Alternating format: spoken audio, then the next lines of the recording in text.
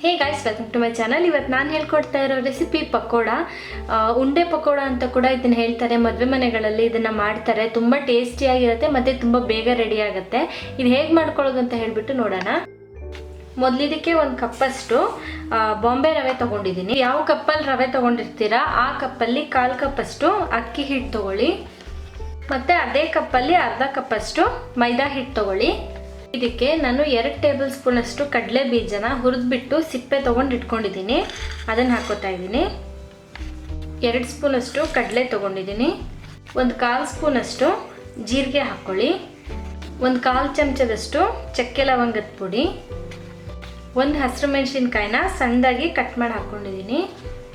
1 ಸಣ್ಣದು ಈರುಳ್ಳಿ ಸಣ್ಣದಾಗಿ ಕಟ್ ಮಾಡಿ ತೊಗೊಂಡಿದ್ದೀನಿ. ಮತ್ತು ಒಂದು ಸ್ವಲ್ಪ ಸಣ್ಣದಾಗಿ ಹೆಚ್ಕೊಂಡಿರೋ ಕೊತ್ತಂಬರಿ ಸೊಪ್ಪು. ರುಚಿಗೆ ನೋಡಿಬಿಟ್ಟು ಉಪ್ಪು ಹಾಕ್ಕೊಳ್ಳಿ. ಮೊದಲು ಈ ಥರ ಚೆನ್ನಾಗಿ ಮಿಕ್ಸ್ ಮಾಡ್ಕೊಳ್ಳಿ. ಈರುಳ್ಳಿ ನೀರು ಬಿಟ್ಕೊಳ್ಳುತ್ತೆ, ಅದಕ್ಕೋಸ್ಕರ ನೀವು ಸ್ವಲ್ಪ ಇದನ್ನು ಈ ಥರ ಕಿವುಚ್ಕೊಂಡು ಕಲಿಸ್ಕೊಳ್ಳಿ.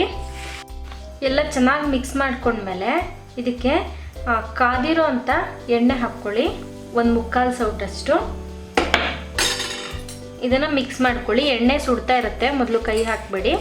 ಒಂದು ಸತಿ ಎಲ್ಲ ಮಿಕ್ಸ್ ಆದಮೇಲೆ ಕೈ ಹಾಕ್ಬಿಟ್ಟು ಕಲಿಸ್ಕೊಳ್ಳಿ.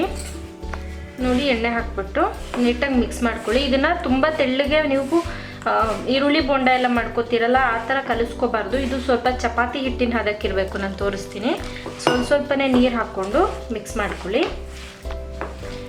ಇದಕ್ಕೆ ನೀವು ಗಟ್ಟಿಗೆ ಕಲಿಸ್ಕೋಬೇಕು. ನಾನು ತೋರಿಸ್ತೀನಿ ಯಾವ ಥರ ಕಲಿಸ್ಕೋಬೇಕು ಅಂತ ಹೇಳಿಬಿಟ್ಟು. ಮತ್ತೇನು ಮಾಡಬೇಕು ಅಂತ ಅಂದರೆ, ನೀವೇನಾದರೂ ಲೇಟಾಗಿ ಮಾಡ್ಕೋತೀರಾ ಅಂದರೆ ನೀರನ್ನ ಮಿಕ್ಸ್ ಮಾಡಿ ಇಡಬೇಡಿ. ಈರುಳ್ಳಿ ಮೊದಲೇ ನೀರು ಬಿಟ್ಕೊಳ್ಳೋದ್ರಿಂದ ನೀವು ನೀರು ಹಾಕಿಟ್ಬಿಟ್ರೆ ಪಕೋಡ ಥರ ಆಗೋದಿಲ್ಲ, ಅದು ಬಜ್ಜಿ ಥರ ಆಗಿಬಿಡುತ್ತೆ. ನೀವು ಯಾವಾಗ ಮಾಡ್ಕೋಬೇಕು ಅಂತೀರಾ ಮೊದಲೆಲ್ಲ ಮಿಕ್ಸ್ಚರ್ ರೆಡಿ ಮಾಡ್ಕೊಂಡು ಇಟ್ಕೊಳ್ಳಿ. ನೀರು ಮಾತ್ರ ಲಾಸ್ಟ್ ಮೂಮೆಂಟಲ್ಲಿ ಹಾಕ್ಬಿಟ್ಟು ಕಲಿಸ್ಕೊಂಡು ನೀವು ಮಾಡ್ಕೋಬೇಕು. ನೋಡಿ, ರೆಡಿ ಇದೆ. ನೋಡಿ, ಇಷ್ಟು ಮೆತ್ತಗೆ ಅಷ್ಟೇ ಇರಬೇಕಿದು, ತುಂಬ ಮೆತ್ತಗೆ ಮಾಡ್ಕೊಬಿಡಿ. ಇವಾಗ ಉಂಡೆಗಳನ್ನ ಲೈಟಾಗಿ ನೀವು ಈ ಥರ ರೌಂಡ್ ಮಾಡಿ ಇಟ್ಕೋಬೇಕು. ತುಂಬ ನೀವು ಪ್ರೆಸ್ ಮಾಡಿ ಉಂಡೆ ಮಾಡಿಬಿಟ್ರಿ ಅಂದರೆ ಒಳಗಡೆ ಯಾವುದೇ ಕಾರಣಕ್ಕೂ ಬೇಯಲ್ಲ, ಹಸಿ ಹಸಿ ಇರುತ್ತೆ, ಮೇಲೆ ಮಾತ್ರ ಬೆಂದಿರುತ್ತೆ. ನಿಮಗೆ ಎಷ್ಟು ದೊಡ್ಡಗೆ ಬೇಕೋ ಅಷ್ಟು ದೊಡ್ಡಗೆ ನೀವು ಮಾಡ್ಕೋಬೋದು. ನೋಡಿ, ಈ ಥರ ರೆಡಿ ಮಾಡಿಕೊಂಡು ಒಂದು ಪ್ಲೇಟಲ್ಲಿ ಇಟ್ಕೋತಾ ಹೋಗಿ.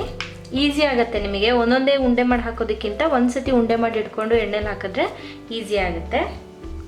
ನೋಡಿ, ಉಂಡೆಗಳನ್ನ ನಾನು ರೆಡಿ ಮಾಡಿ ಇಟ್ಕೊಂಡಿದ್ದೀನಿ. ಇವಾಗ ಎಣ್ಣೆನಲ್ಲಿ ಇದನ್ನು ಕರ್ಕೊಳ್ಳೋಣ. ಎಣ್ಣೆ ಒಂದ್ಸರಿ ಕಾದ್ಮೇಲೆ ಇದನ್ನು ನೀವು ಲೋ ಮೀಡಿಯಮಲ್ಲಿ ಇಟ್ಕೊಳ್ಳಿ. ಹೈಯಲ್ಲಿ ಇಟ್ಕೊಂಡ್ರೆ ಮೇಲ್ಗಡೆ ಎಲ್ಲ ಬೆಂದ್ಬಿಡುತ್ತೆ, ಒಳಗಡೆ ಒಂಚೂರು ಬೆಂದಿರೋದಿಲ್ಲ. ಸೊ ಇವಾಗ ನಿಧಾನಕ್ಕೆ ಒಂದೊಂದೇ ಹಾಕೋತಾ ಹೋಗಿ.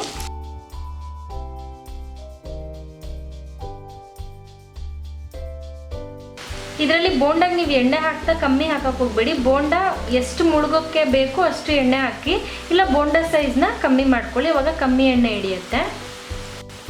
ನೋಡಿ, ಇದನ್ನು ನಿಧಾನಕ್ಕೆ ಒಂದ್ಸತಿ ಈ ಥರ ಮಾಡಿ ಪದೇ ಪದೇ ಅಲ್ಲಾಡ್ಸೋಕೆ ಹೋಗಬೇಡಿ. ನೋಡಿ, ಈಗ ಲೈಟಾಗಿ ಕಲರ್ ಬರೋಕ್ಕೆ ಶುರು ಆಗಿದೆ. ನೋಡಿ, ಇಷ್ಟು ಕಲರ್ ಬಂದರೆ ಸಾಕು. ಇದನ್ನ ಎತ್ಬಿಟ್ಟು ಪ್ಲೇಟಲ್ಲಿ ಇಟ್ಕೊಳ್ಳಿ.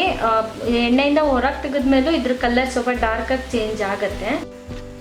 ಉಂಡೆ ಪಕೋಡ ನೋಡಿ ಇವಾಗ ರೆಡಿ ಇದೆ. ಹೊರಗಡೆಯಿಂದ ಎಷ್ಟು ಕ್ರಿಸ್ಪಿ ಆಗಿದೆಯೋ ಒಳಗಡೆಯಿಂದ ಅಷ್ಟೇ ಸಾಫ್ಟ್ ಆಗಿರುತ್ತೆ, ತುಂಬ ಟೇಸ್ಟಿಯಾಗಿರುತ್ತೆ, ಎಲ್ರಿಗೂ ಇಷ್ಟ ಆಗುತ್ತೆ.